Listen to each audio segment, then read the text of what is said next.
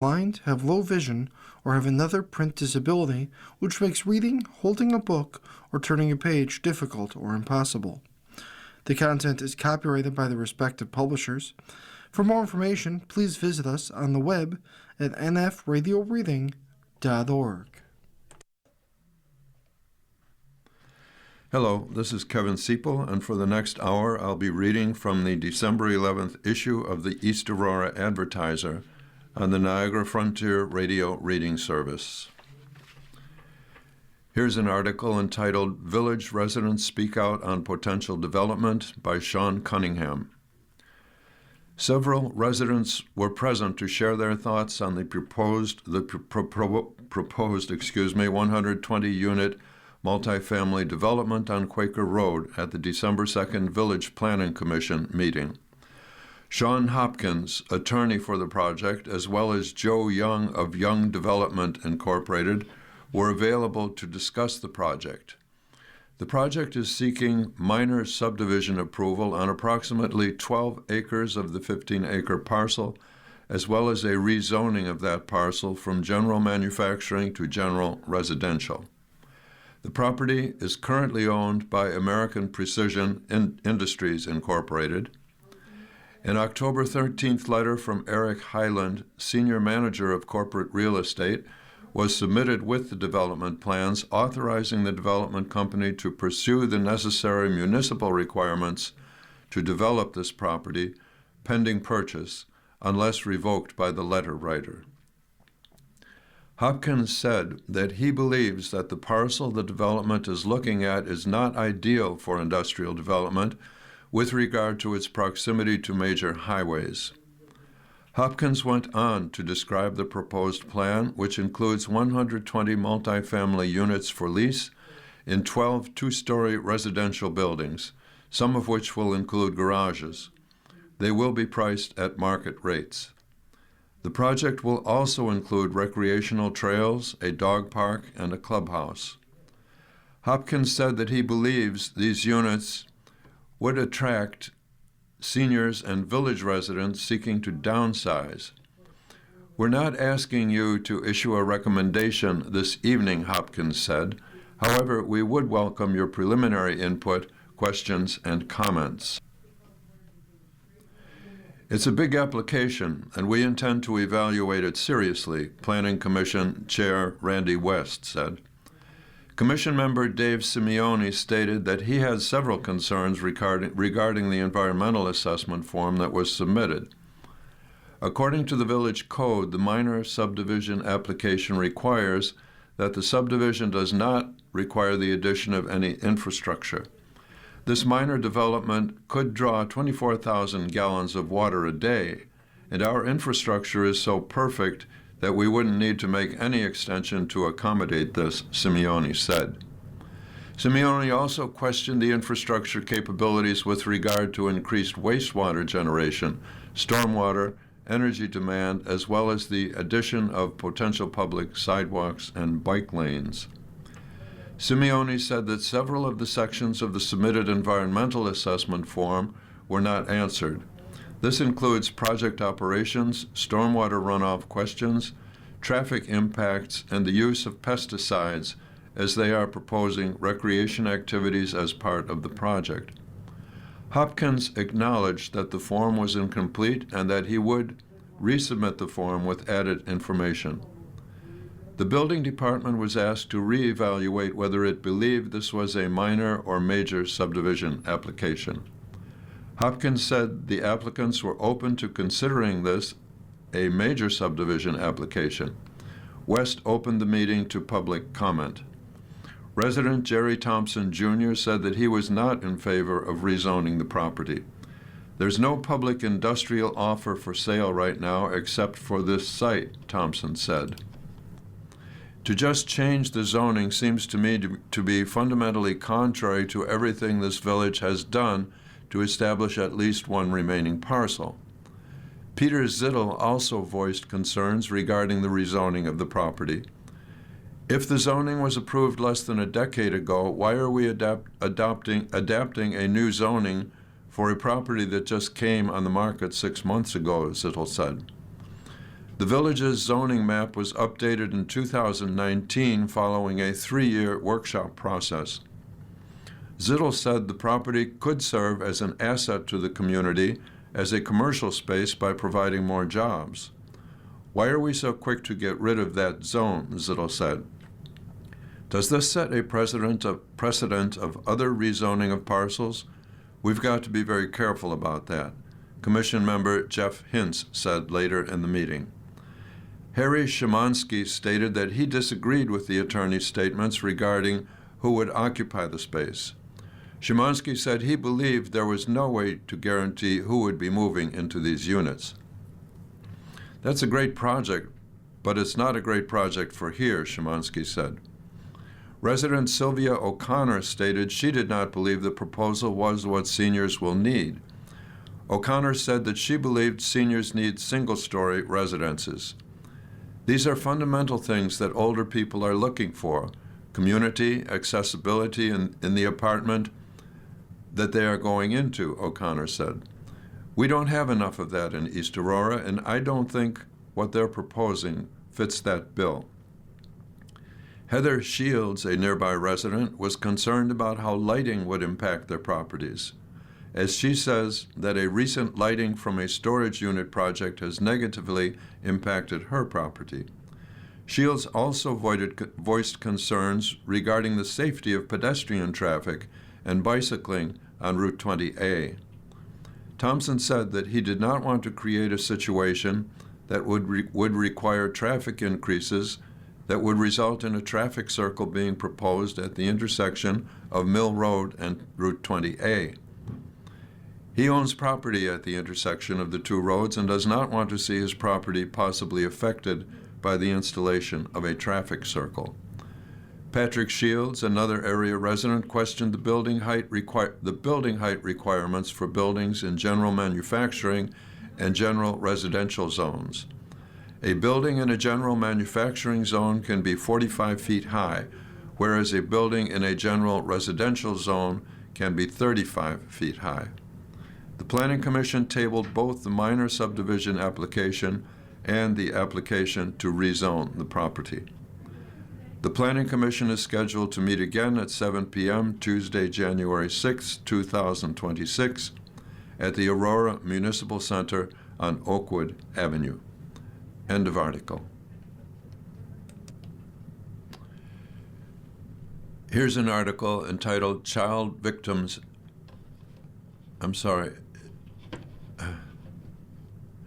East Aurora Dismissed from Child Victims Act Case by Shelley Ferrullo. Paperwork for a partial stipulation of continuance was filed at Erie County Supreme Court on November 7th for the remaining Child Victims Act CVA case against the East Aurora Union Free School District. The CVA, which opened in 2019, gave survivors of child sexual abuse in New York the opportunity to file a civil claim against the individual who hurt them and the institution responsible, no matter how long ago the abuse occurred. Under this legislation, survivors of any age could seek justice, compensation, and accountability while reclaiming some of the power taken from them as minors until they are 55 years old. East Aurora settled a case filed by a male victim in July for $1.2 million. The victim claimed to have been abused by David Carini, who was the former sports equipment manager at East Aurora High School. Carini passed away in 2008. The other was filed in 2019 by a former student who now lives out of state.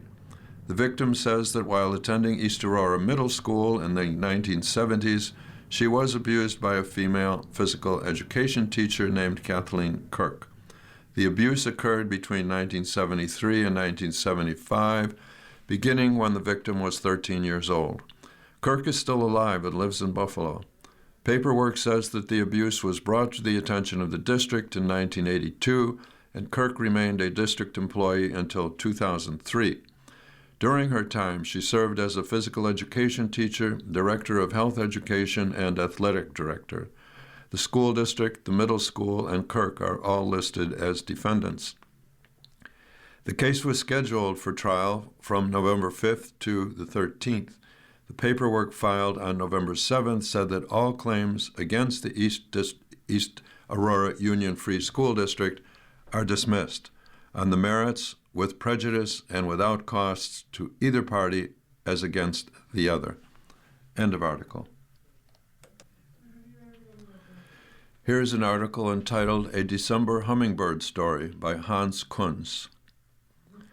Ironically enough, we're already off to a very cold and rather snowy winter, and wouldn't a hummingbird be feeding at a residence here in Wyoming, New York, my hometown, located 6 miles north of Warsaw in the heart of Wyoming County?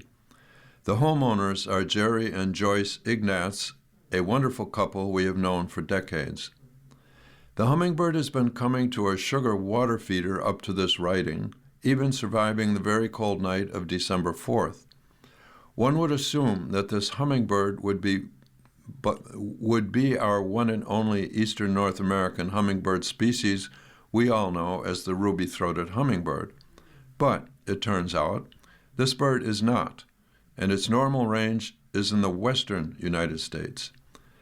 This is an immature rufous hummingbird which apparently took a wrong turn in its intended southern migration and made its way east.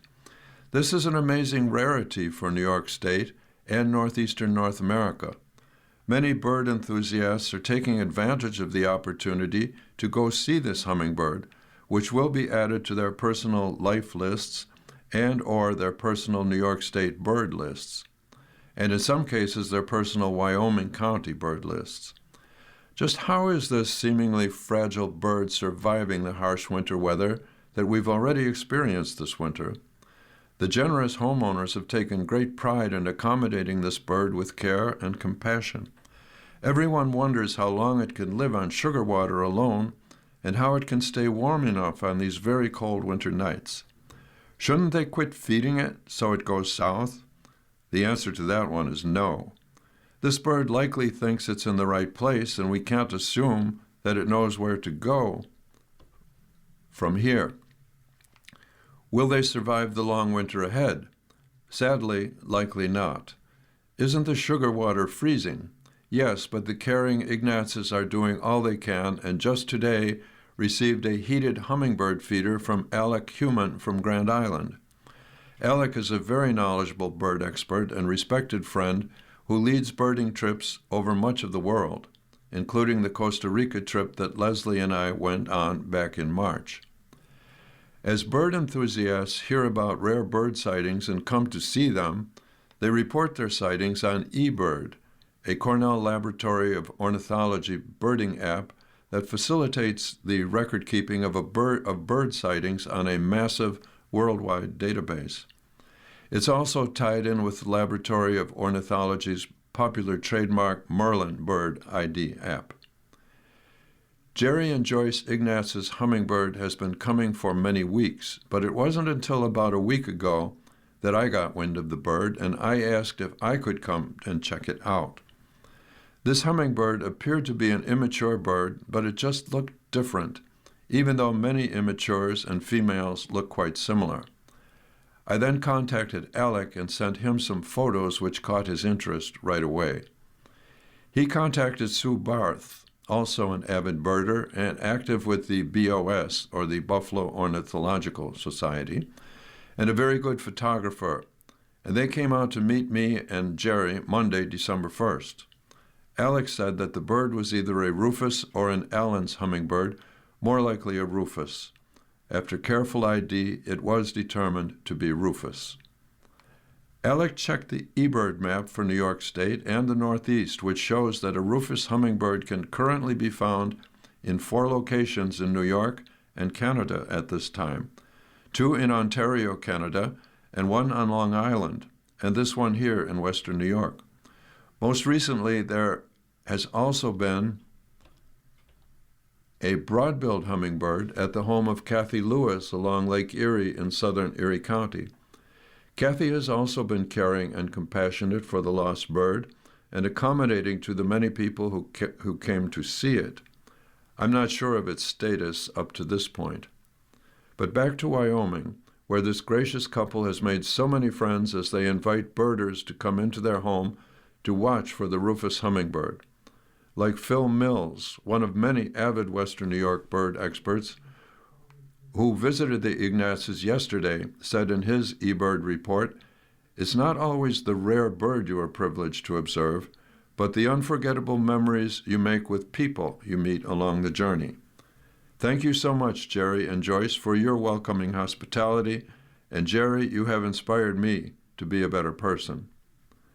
Yes, the world of birding has many valuable facets, including the fascinating birds themselves, nature experiences, socializing with others, and meeting truly wonderful people. Jerry said that in return, he is also blessed by the kindness his many new friends have shown toward him and Joyce over the last several days. It just makes me feel good as we get this Christmas season underway. Perfect strangers are brought together by a tiny little lost bird. I always say that God works in mysterious ways. Amen. End of article. You're listening to a reading of articles and features from the East Aurora Advertiser on the Niagara Frontier Radio Reading Service. Here's an article entitled Aurora Tax Levy Rate to Rise. Supervisor says small hikes prevent future increases, by David Dahl. Town of Aurora property owners can expect a slightly higher tax levy and tax rate next year. The town board adopted the 2026 budget 4-0 in November. A $6,534,103 tax levy, the amount collected in property taxes shows an increase from the $6,405,648 levy in 2025. The tax rate will jump from $3.99 per thousand of property value to $4.10 per thousand. Supervisor Charles Snyder emphasized the need for a small tax increase to prevent large hikes in the future. This will prevent the town from being forced into large spikes of spending or tax in the future and avoid tax cuts today that would only pass off large tax increases in future budgets, he said during the November 10th meeting. He cited health insurance expenses as the major reason for the rising taxes. Town employees also received a pay raise of 3% or $1 per hour, whichever is larger. Officials set the tax levy within the state-imposed limit. Despite increased costs, notably health insurance, the town board was able to develop a budget that keeps us under the cap, he said. The $11,213,992 spending plan climbed from $10,894,599 in 2025. Revenue jumped from $3,954,674 to $4,194,689. Snyder also stressed the town maintains a strong fund balance, the amount set aside for unexpected expenses. The amount declined from $220,877 in 2025 to $215,000. We are not depleting our fund balance to stay under the tax cap, he said. From the 2026 tax levy, the general fund will provide $2,402,438, while $73,401 will be raised from the highway fund. In the 2025 levy, $2,309,292 came from the general fund, and the highway fund generated $68,977. As of November 10th, the board had 4 members because James Granville resigned in July to become a town justice.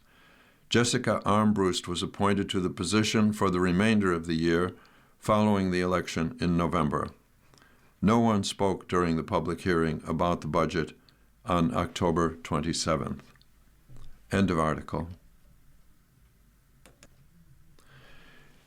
Here is an article titled, "Several Churches Collaborate for Christmas Choir, December 19th. The Orchard Park Presbyterian Church Choir, in combination with singers from St. Mark's Episcopal Church of Orchard Park, St. Matthias's Episcopal Church of East Aurora, First Presbyterian Church of Warren, Pennsylvania, and First Presbyterian Church of East Aurora. The group will present Joseph Martin's Ceremony of Candles in the Orchard Park Presbyterian Church Sanctuary at 7 p.m. Friday, December 19th. The 40-voice choir will be directed by Barry Deach and accompanied by Heather Deach. Pastor Wiley Hughes will narrate and Mary Brummer will play the flute. There is no charge for the concert, which will be followed by a Christmas cookie and coffee reception at the church. The musicians will celebrate Christmas Eve at a 9:30 p.m. concert in the sanctuary, followed by the candlelight service at 10 p.m. The concert will feature soloists, ensembles, instrumentalists, as well as a handbell choir. The Orchard Park Presbyterian Church is located at 4369 South Buffalo Street, Orchard Park, and it is accessible for everyone. End of article. Here's an article entitled "Flag Policy Approved in Town of Aurora" by Sean Cunningham. A new policy for the lowering of flags on Town of Aurora property was accepted unanimously at the November 24th board meeting. Council member Joseph McCann was not present at the meeting. According to the policy, flags on town property are the jurisdiction of the Town of Aurora and administered by the supervisor or its designee. No flag may be lowered to half-staff unless provided in the flag policy. The Town of Aurora will lower flags when directed by the Governor of New York State. Flags will be lowered on the following dates: Memorial Day from sunrise until noon, Peace Officers Memorial Day, May 15th, unless it is also Armed Forces Day, Patriot Day, September 11th, and Pearl Harbor Remembrance Day, December 7th. Local proclamations by the town board, which are discretionary, allow for the flag to be lowered for the line of duty death of a member of the United States Armed Forces who was a resident of the town, a line of duty death of a first responder serving within the town, or the death of a current town official or employee. Requests for proclamations to lower the flag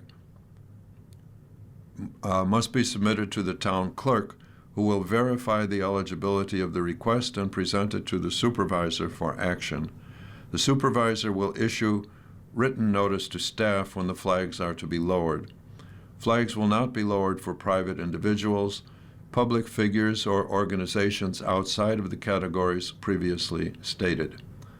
The policy is stated as being content and viewpoint neutral.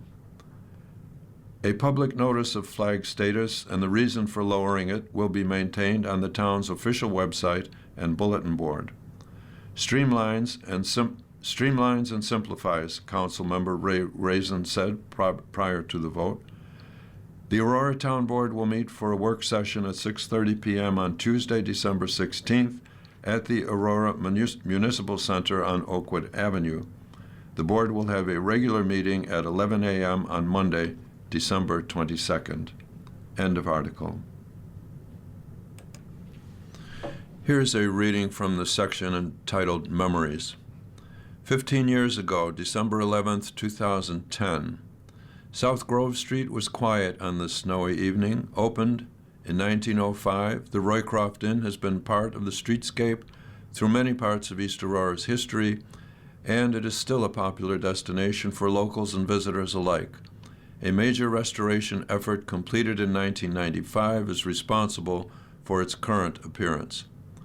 The Key Club of East Aurora High School's December project is raising money for Heifer International, an organization that distributes farm animals to developing countries. The organization has assisted more than 12 million families in more than 125 countries since 1944. The Key Club's goal is to raise $500 to purchase a cow to send to a family in a third world country. Community members are encouraged to donate.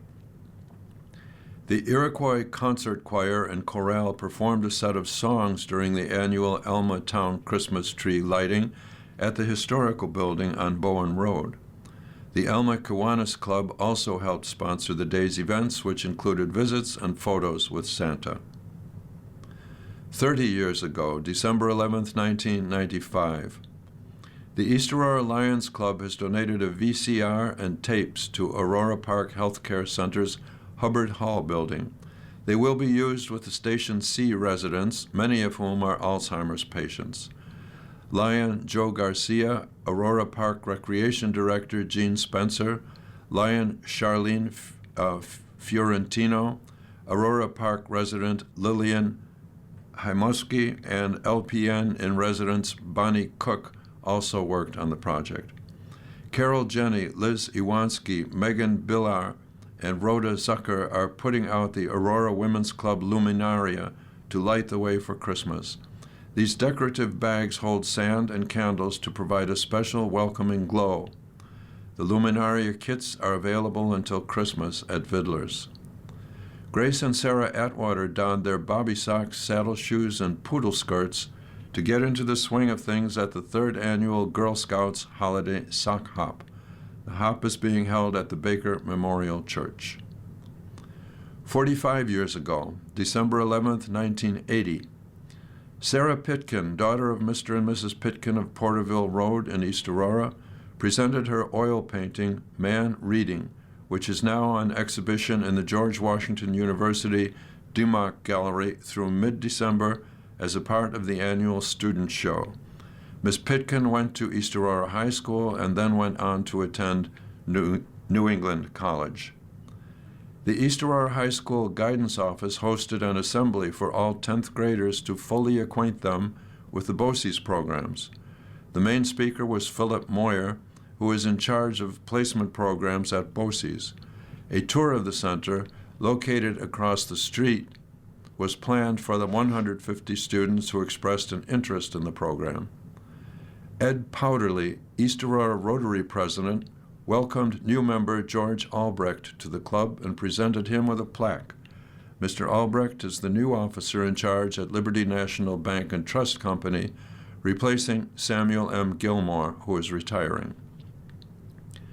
60 years ago, December 11, 1965, Santa and his helpers passed out candy to the youngsters at the Aurora Village Shopping Center last Saturday. The occasion was the official opening of the plaza's Christmas shopping season. Santa was accompanied by the Cub Scout Pack 513, which included Stephen Sabom, James Bach, William Speth, and Patrick Brogan. Santa made his rounds of each plaza business establishment. In addition to the candy gifts, children were also given rides on the sleigh. During the next 3 weeks, East Aurora will be alive with musical activities in celebration of the Christmas season. The 3 elementary schools will each have a Christmas assembly during the school day in which around 600 students will take part. The junior-senior high school will have its annual evening concert of chorus and orchestra in the West Gym next week. There will be a dance at the Boys Club this Saturday night, sponsored by the Teen Club. The dress code is casual, and anyone who wishes to attend this dance must be a member of the Teen Club. Everyone is asked to bring a membership card. A token gift of money and 2 items of canned food are to be contributed to a Christmas basket, which will be given to a local family in need. 100 years ago, December 11, 1925, about 30 members of the high school football squad were entertained by the Kiwanis Club at their regular luncheon last week in recognition of the team's victorious season. A gold football was presented to the team with the high school's initials engraved on it. Following the presentation, a musical program was given, including high school and Kiwanis songs, a French horn solo by Merritt Kaiser, and vocal solos by Albert Franz. These concluded a most enjoyable meeting, the climax of a splendid year for the football players.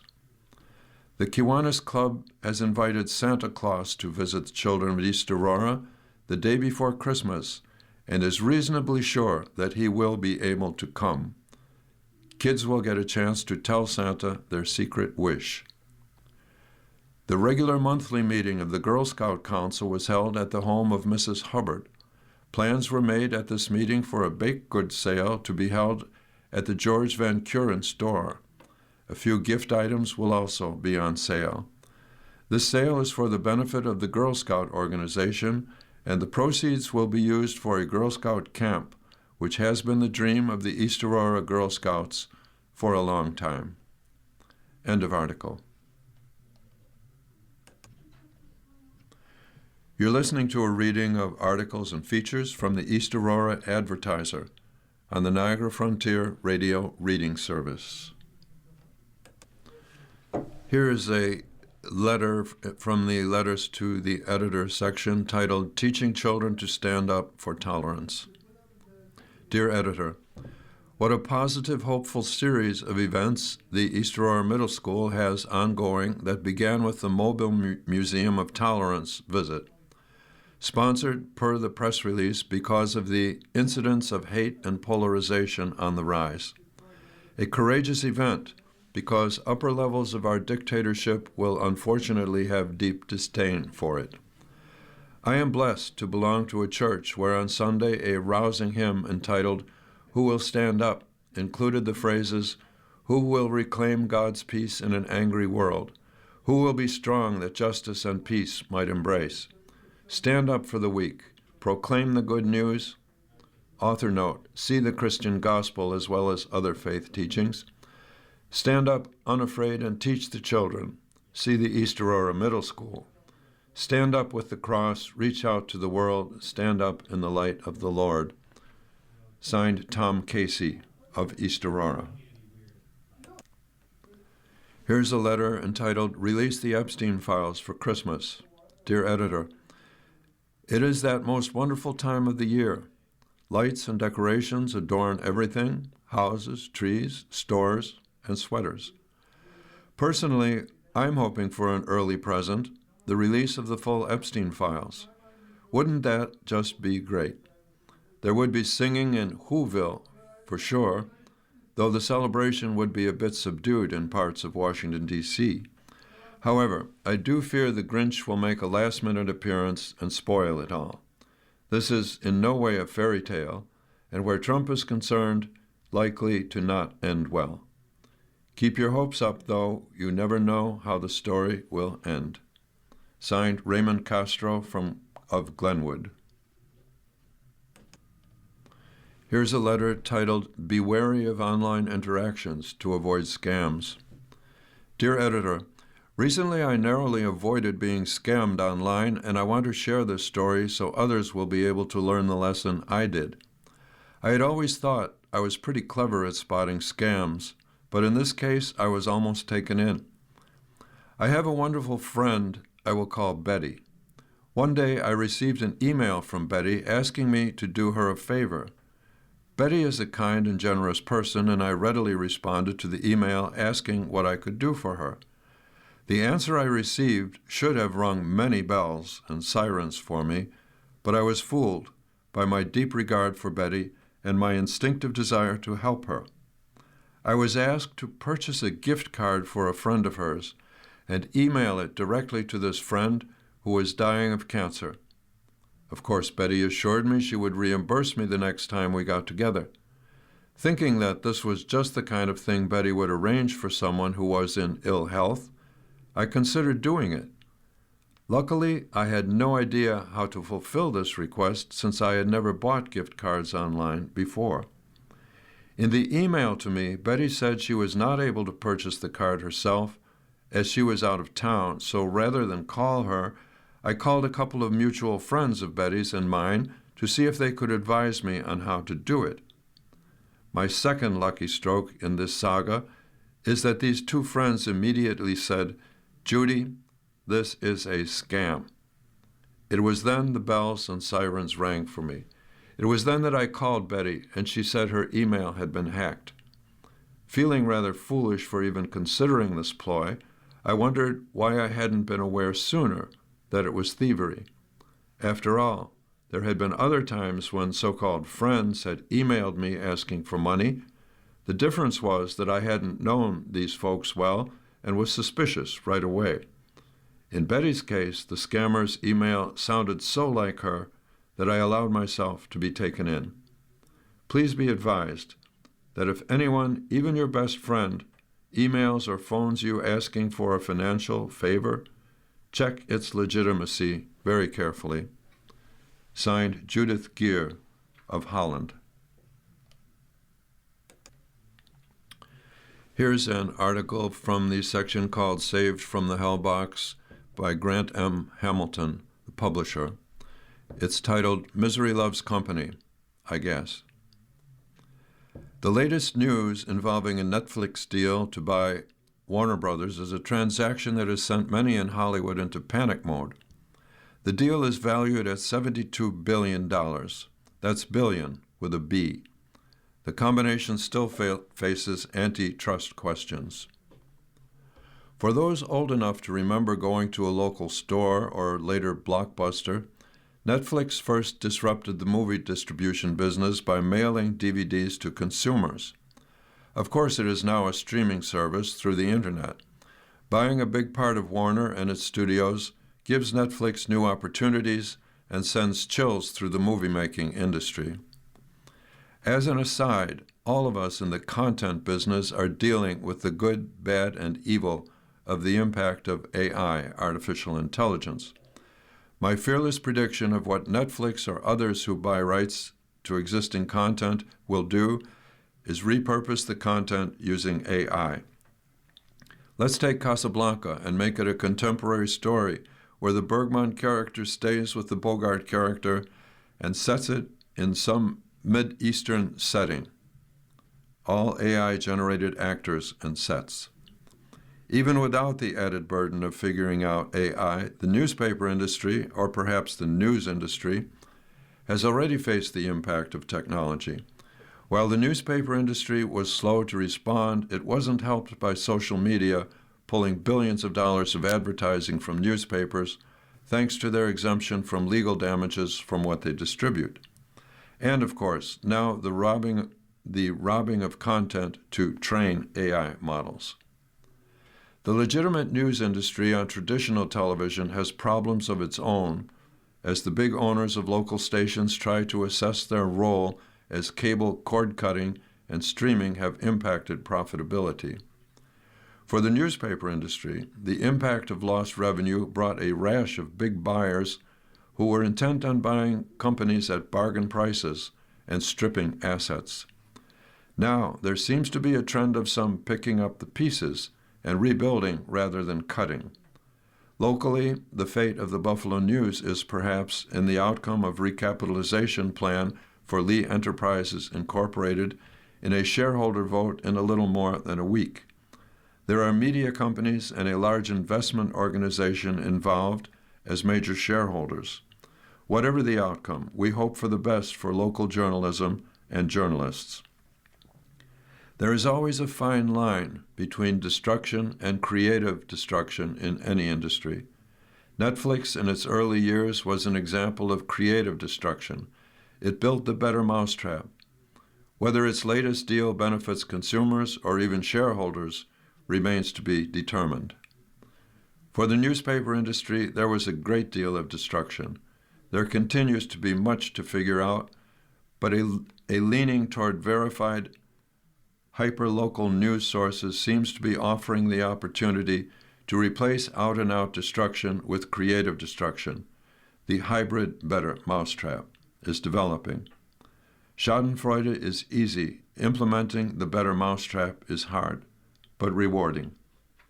End of article.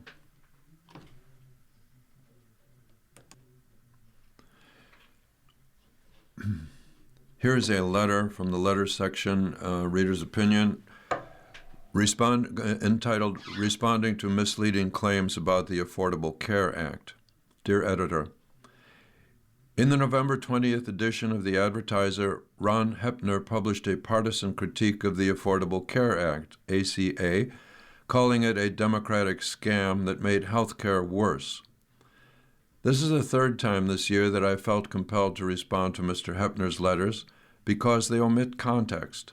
misstate facts, and draw misleading conclusions. The ACA is far from perfect, but blanket condemnation obscures its real benefits and the complexity of American health care. Both Republicans and Democrats raise valid concerns. Premiums can still be high, deductibles burdensome, and medical costs continue to rise, especially for advanced treatments and new pharmaceuticals.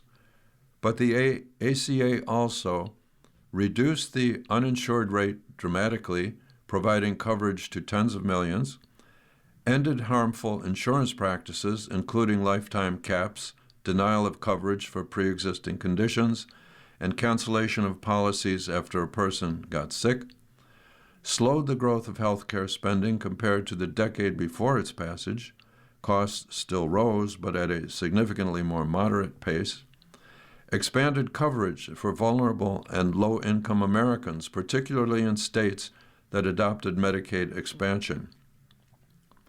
Today, 10 states, all Republican-led, still refuse Medicaid expansion, leaving millions of low-income adults ineligible for both traditional Medicaid and ACA marketplace subsidies.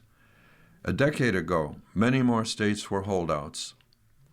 The steady trend toward adoption shows that as healthcare costs rise and financial pressure mounts, even politics eventually give way to practical need. Hepner also cites a partisan think tank that healthcare spending rose from $2.2 trillion to $3.6 trillion, implying that the ACA caused runaway costs. But this ignores well-established evidence that the rate of cost growth actually slowed after the ACA. For example, analyses show that out-of-pocket spending rose an average of 3.4% per year from 2000 to 2009, but only 1.9% per year from 2010 to 2018. A 2020 study found that the total annual healthcare spending growth fell from 6.9%, that is from 2000 to 2009, to 4.3% from 2010 to 18, post-ACA. Hebner also cites the partisan Paragon Health Institute to claim that premiums have risen 100 to 150%. Even if one accepts those estimates, this framing ignores the broader reasons why premiums rise. Many cost drivers affect the entire healthcare system, not just ACA plans, including an aging population, expensive new medical treatments, high drug prices, administrative overhead, provider reimbursement pressures, malpractice insurance, and healthcare labor shortages. Blaming all premium increases on the ACA is simply not accurate. Hebner's most troubling claim is that 80% of insurance lobby profits of Joe Biden's Obamacare giveaways went straight into Democrat congressional campaign accounts. This statement is not only incoherent, it is unsupported by any evidence. There is no data showing that insurers made special Obamacare giveaway profits under President Biden, nor that the insurance lobby funneled 80% of such profits to Democratic campaigns. Without documentation, this claim functions as a conspiracy theory designed to imply corruption rather than inform. It is worth remembering that the ACA was never intended to eliminate rising healthcare costs. Its goal was to balance affordability, accessibility, and consumer protections, things Americans overwhelmingly want. Government subsidies were part of the design from day one. Enhancing them during the pandemic didn't break the system, but temporarily made coverage more affordable for more people. Without subsidies, millions simply could not buy insurance. Finally, despite years of attacks on the ACA, Republicans have never produced a comprehensive replacement plan, not in 2014, not in 2017, and not now. Repeal efforts have been plentiful. Actual policy alternatives that provide broad, affordable coverage have never materialized. The ACA can and should be improved, but improvement requires factual debate, not wholesale demonization. Calling it a democratic boondoggle helps no one. Our community and our country need elected officials from both parties willing to work together to strengthen health care, not tear it down for political points. Signed by Jeffrey K. Hintz of East Aurora. You're listening to a reading of articles and features from the East Aurora Advertiser on the Niagara Frontier Radio Reading Service. Here's an article entitled The Do's and Don'ts of Recycling with Waste Management by Sherry Ferrolo. For the last 2 months, Waste Management, WM, has been providing garbage and recycling pickup services to residents within the village of East Aurora. Recycling pickup now takes place every other week rather than once a week, and Waste Management has different guidelines than the previous provider. Plastic containers must be empty and dry, with or without the plastic lid. Foam and compostable cups are not recyclable. Tin, aluminum, and steel cans from soup, tuna fish, coffee, and other goods can go into the bin to be recycled. If the container has a plastic lid, throw the lid away before recycling the metal. Paper, newspaper, magazines, and empty paper cups are good to recycle. Paper cups must be empty and recycled without lids. Keep cup sleeves on if they are made out of cardboard or paper to be recycled. Cardboard can be recycled. Waste Management asks customers to flatten all cardboard and paperboard. Paperboard consists of packages like tissue, cracker, pasta, and cereal boxes. Be sure to remove the plastic liners before placing these items in a bin. Cardboard pizza delivery boxes without leftovers and liners can also be recycled. Cartons that contain a mixed material composition, including paper and a non-paper layer like plastic or a thin metallic coating, should be placed in the garbage because they are not recyclable. Containers with mixed materials are different from paperboard, and they are used to package products like milk or juice, goldfish crackers, and the boxes of seltzers and soda cans. None of these packages should be placed in the recycling container. In addition, plastic bags are not accepted as part of curbside recycling programs. They get tangled in equipment and threaten worker safety. Waste Management asks that households collect recyclables in plastic grocery bags to not place the bag in the recycling bin. Recyclables stuck inside plastic bags are at risk for never making it through the recycling process, the website says. Conversely, recyclable items placed into garbage containers are hauled to a landfill and cannot be recovered effectively. The right thing to do is put the right recyclables in the recycling container and non-recyclables into garbage containers. Plastic wrap, bubble wrap, sandwich bags, and freezer bags should also not go into the recycle bin.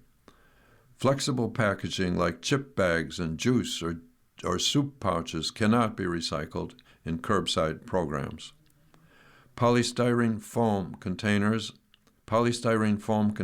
and cups are not acceptable in the curbside recycling program. These items belong in the garbage. Packing peanuts aren't recyclable either. However, some shipping stores will take peanuts back for reuse. Members of the Facebook group Buy Nothing East Aurora might also be interested in the packaging peanuts to reuse. Garden hoses, rope, leashes, wire, holiday lights, string, and chains should never go into the recycling bin. These are items that Waste Management refers to as tanglers, and they can wrap around equipment, endanger workers, and shut down entire recycling centers. If they are still in good condition, donate them, the website suggests. Clothing, textiles, shower curtains, mini pools, fencing, and furniture don't go into the recycling. Car parts, scrap metal, tires, filters, propane cylinders, and the like are safety hazards if put in curbside recycling or trash bins. Non-recyclable items contaminate recyclables, Waste Management's website says. If it's not bottles, cans, paper, or cardboard, it probably doesn't belong in your curbside mixed recycling bin and may even require special handling. Just because an item is made from plastic or contains plastic parts doesn't mean recycling facilities can handle it. For more information, visit www.wm.com/forward/US/EN/recycle-right, RIGHT/recycling-101. End of article. Here's a letter entitled Thoughts About Handling Demolition Permits. Dear Editor, having read the article regarding the moratorium on demolition permits within the village, I would offer a caution regarding the proposed review process. Having dealt with similar historical review boards in the past in Palm Beach and Delray Beach, Florida, as well as in Austin, Texas, I would wholeheartedly support a review of any demolition to determine the historical status of any property. It would seem reasonable that if such a review board is adopted, there should also be a survey of all the buildings in the village, done as soon as practical, to identify properties which would qualify as historic. This would save lots of time in the permitting process, as most buildings in East Aurora, although older, are not historical by most definitions. If such an historical review board is established, I would caution to make sure that it meets at least twice monthly to consider permit applications so as not to unduly hinder proposed projects. My experience has been that historical review boards met every other month, which meant if the board had an objection and tabled a request, it could take at least another 60 days to obtain another hearing. In many cases, the permit requested was held up for very minor objections, which easily could be resolved, but there was no means in place to deal with that until the next meeting was scheduled. I would strongly suggest that if such a review board is established in the village, that it is required to meet and address demo permits at least twice a month. Otherwise, there is a real danger of holding up progress for an unreasonably long time. Signed by Stephen Hatch of Greenville, South Carolina. Here's a short article entitled Holiday Festival Takes Place Before Carolcade. The Greater East Aurora Chamber of Commerce with the Roycroft campus will present the Holiday Magic in the Village Festival from 12 to 4 p.m. Saturday, December 20th. This event will take place at the Roycroft campus, 31 South Grove Street, East Aurora, in 3 different areas: the Powerhouse and the Copper Shop Gallery parking lots, as well as inside the Powerhouse and the print shop. This event will have activities for children, visits with Santa, holiday treats, and seasonal music. The 53rd Annual Carolcade will follow the event at 7 p.m. in front of Vidler's 5 and 10 on Main Street. End of article. Here is an article entitled Mental Health Services Expanding in East Aurora. Bonnie E. O'Brien, LCSW and PLLC, recently announced the expansion of its group mental health practice with the addition of new licensed counselors and increased availability for both in-person and telehealth appointments. Located in East Aurora, the practice provides care for adolescents and adults, offering support for anxiety, stress, trauma, family dynamics, life transitions, perinatal mental health, and mind-body wellness. The expansion allows the practice to offer more immediate openings and broaden access through high-quality, secure telehealth services available to individuals anywhere in New York State. We're grateful to grow our team so we can support even more individuals and families in our community, O'Brien said, owner and clinical director. Additionally, telehealth has allowed us to meet people where they are, at home, at school, or on the go, while still offering a warm, supporting space for healing. The practice integrates modalities such as internal family systems, somatic experiencing, and mindfulness-based approaches to help individuals. To learn more or request an appointment, visit Bonnie O'Brien, that's BONNIE OBRIEN LCSW, all one word, .com. End of article.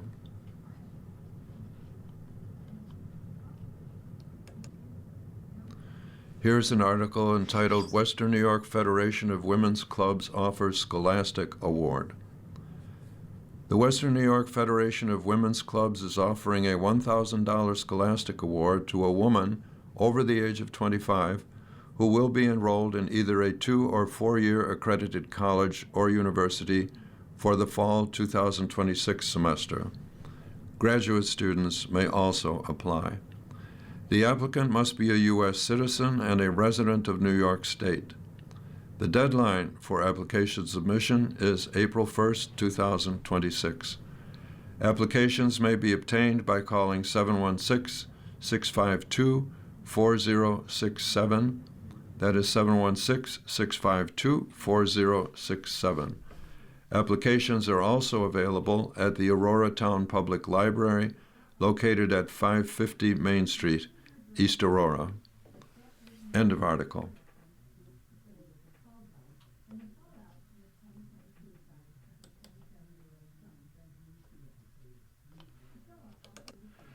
You've been listening to a reading of articles and features from the December 11th issue of the East Aurora Advertiser.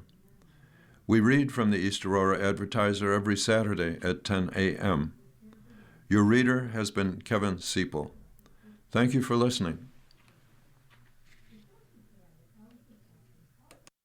Coming up next on the Niagara Frontier Radio Reading Service, we have a reading of the Niagara Gazette. At noon, we have the Dunkirk Observer. And at 1 o'clock, we have some of our Northtown Bees, including Amherst, Clarence, Cheektowaga, Lancaster, and Depew. Stay with us for these readings and more throughout the day.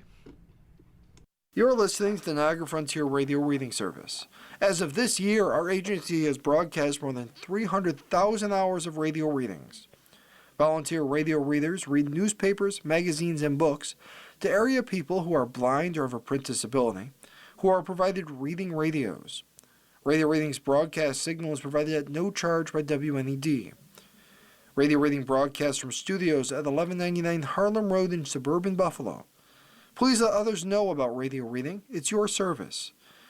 For more information on the Niagara Frontier Radio Reading Service, call 716-821-5555.